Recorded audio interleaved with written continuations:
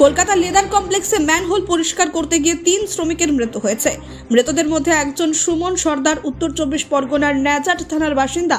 খবর পেয়ে সুমনের গ্রামের এলাকায় শোকের ছায়া নেমে এসেছে। তার বাবা মা কান্নায় ভেঙে পড়েছেন। সুমনের স্ত্রীও ঘটনাটি শোনার পর দ্রুত লেদার কমপ্লেক্সের উদ্দেশ্যে রওনা হয়েছেন। সুমনের 4টি ছোট্ট সন্তান রয়েছে। এলাকার মানুষ এবং পরিবার এই মর্মান্তিক ঘটনার পূর্ণাঙ্গ তদন্ত এবং যথাযথ সরকারি সাহায্য চেয়ে আবেদন করেছেন।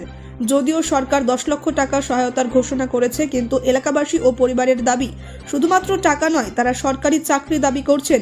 এই ঘটনা এলাকাবাসীর মধ্যে গভীর শোকের সৃষ্টি করেছে এবং তারা মৃত্যুর সঠিক কারণ জানতে এবং নিহতদের পরিবারের জন্য যথাযথ সাহায্য চাইছেন।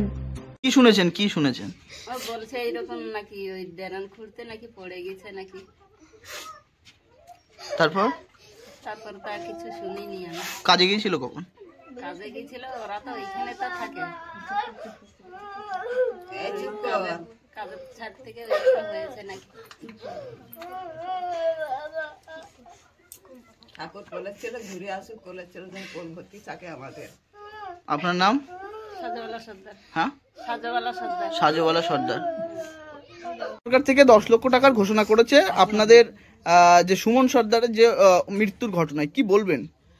কি আর বলবো, আমাদের বাড়ির ছেলে তো চলেই গেছে, আমরা আবার কি নিয়ে খাবো আর কি নিয়ে। আমাদের একজনেই ছিল আমাদের এই কর্মী করার জন্য, আর কেউ তো নেই আমাদের। আমরা তো খেটে খাওয়াই মানুষ। তা আমাদের ব্যবস্থা যে কোনো একটা সরকারের কাজ দিতে হবে, নাহলে আমরা খাবো কি করে? এই যে অন্ধ বাবাকে নিয়ে, অন্ধ এই বৈদ্য মানুষকে নিয়ে, এই 4টে মেয়েকে নিয়ে আমরা খাবো কি করে? যে কোনো আমাদের সরকারের কাজ দিতে হবে, তো চাকরি দিতেই হবে তো আমাদের, নাহলে আমরা খাবো কি করে? নাহলে আমাদের এই ভিক্ষা করে খেতে হবে। আমাদের একটা মাত্র ছেলে সব চলেই গেল, তাহলে আমাদের কেউ তো নেই। আমাদের এখন আদরের মতো কেউ এখন নেই তো আমাদের। আপনার কি হয়? আমার ঠাকুর ভাই। আপনার নাম? শঙ্করী সর্দার। এই যে আপনার ছেলে, শুনেছেন কিছু কি হয়েছে? হ্যাঁ শুনেছি, অ্যাক্সিডেন্ট হয়েছে। কি সরকার থেকে 10 লক্ষ টাকা ঘোষণা করেছে, কি বলবেন?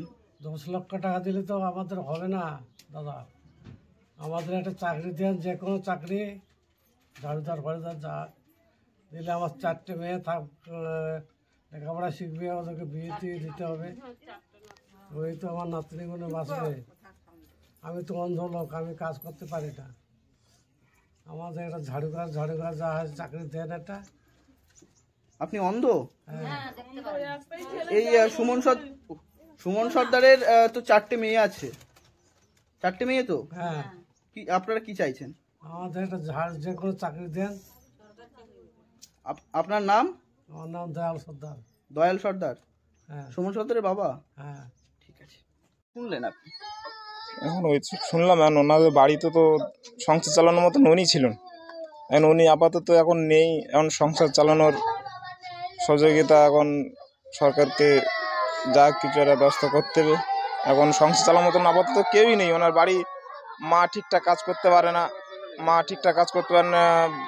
ওনার স্ত্রী আছে, 3-4টে মেয়ে আছে, তার বাড়ি দেখাশোনা করার কেউ নেই। এখন সরকারকে আবেদন করব, সরকার যদি কিছু সাহায্য করে, তার ছেলেমেয়েরা যদি খেয়ে তার তদন্ত করতে হবে কি করে। যেখানে কাজে গেল সেখানকার লোকজন আরো অনেকে ছিল। ব্যুরো রিপোর্ট, নির্ভীক বার্তা।